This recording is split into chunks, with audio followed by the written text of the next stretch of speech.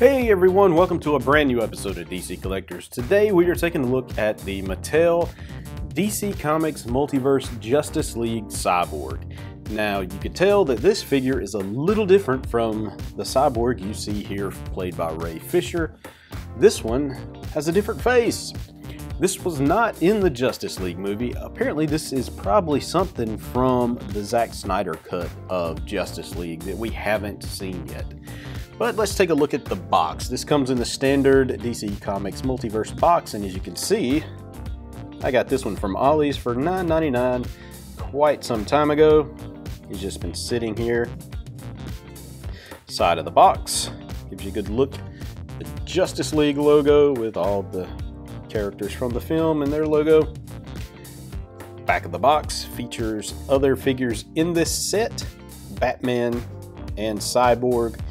And they each come with pieces or one half of each mother box from the Mascara, the Human mother box, and the Atlantean mother box. And just to be honest, this is kind of a crappy Build-A-Figure or thing to put in. Nice picture of Ray Fisher here, and description of Cyborg. Bottom of the box gives you the Mattel logo and the UPC code. Alrighty, so pretty standard fare from here. Let's open up Cyborg, see what he's all about. Here's Cyborg out of the box, and you can see the three mother boxes, which are really just some cheap pieces of plastic. At least that's half of one mother box. We will have to look at those in a separate video, and I'll probably make just one video putting these together just for archival purposes. There you go. Put those to the side. Now let's look at the Cyborg figure. All in all, this is not a bad action figure. It stands alone pretty well. I mean, if you look at him, what kid wouldn't want to play with an action figure that looks like that? I mean, he's pretty daggum cool. The face is a little, I'm not too keen on that. He doesn't have much movement. I feel like I'm going to break him if I twist his head too much further than that right there. He has a little up and down movement, not much at all. His shoulders can move out about that far because of these little shoulder pads here, which I don't know if they come off or not. It looks like they might, but I'm scared to really pull on them, so that's about as far as his arms are gonna go without doing some damage to the shoulder pads. He does have bicep swivel, as you can see there. Turns all the way around. One elbow bend, and the wrists go all the way around. This one has no ab crunch. For a DC Multiverse figure, that's kind of weird that it doesn't have an ab crunch. Oh well, but he can turn all the way around. He can do a pretty decent split. He does have legs, upper thighs that turn. His knees can bend like so, no double joints there, and his ankles go up and down.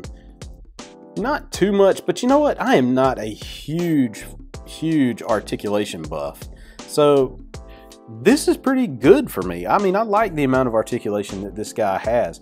Why? Because one, it cuts down on how fragile the thing will be as it gets older. As it sits on my shelf, or as I play with it and move the pieces and parts, you know, they get more and more loose every single time, and eventually they just end up being like, especially the ankles, where the guy can't even stand. And I've got a feeling on my newer McFarlane figs that that's going to happen eventually. But with this, I think this is pretty standard and pretty durable. So I've got no real problems with this. Let's take a look at the back of the figure. See the head. There's some decent sculpt stuff going on here. Of course, it's not, you know, Hot Toys or Sideshow by any means, but for what it is, a 6-inch figure, it's pretty decent. Now, I wouldn't pay the MSRP on this, which is like $19.99. But I mean, I think I overpaid when I went for $9.99 for this figure.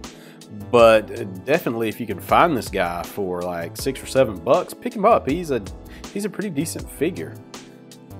I have really no complaints about him. And think about it, if you could put like a cool S right there, if you customize her, swap his head, put a red cape on it, you got Steel. Pretty cool.